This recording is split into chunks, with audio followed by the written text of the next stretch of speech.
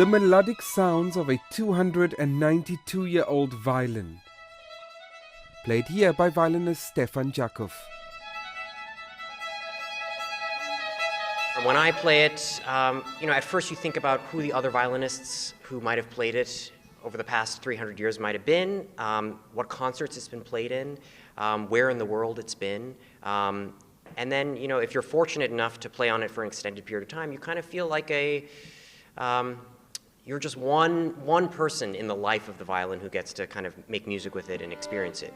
But all that sort of kind of awe and wonder at the history of the violin kind of fades a little for me once I start playing it. Then it becomes more about the sound and my experience having it in my hands.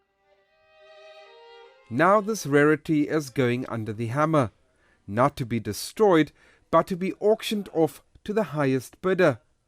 The starting price for this musical instrument is $10 million. We are starting at a very moderate starting price. We want to make it attractive. It's hard to price these things that they're so scarce, there are so few of them, and really few of them come available to the market.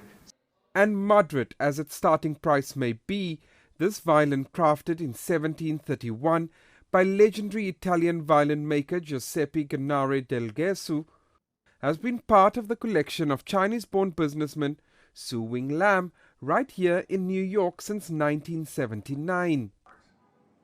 Speaking to us from Helsinki in Finland, Chinese cellist Jian Wang, whose musical education was sponsored by the businessman, says he is incredibly grateful to Lam for his contribution to classical music.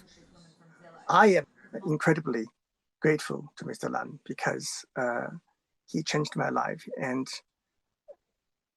what happened to me is almost like fairy tale, and it's stories that you read in books, but it happened to me.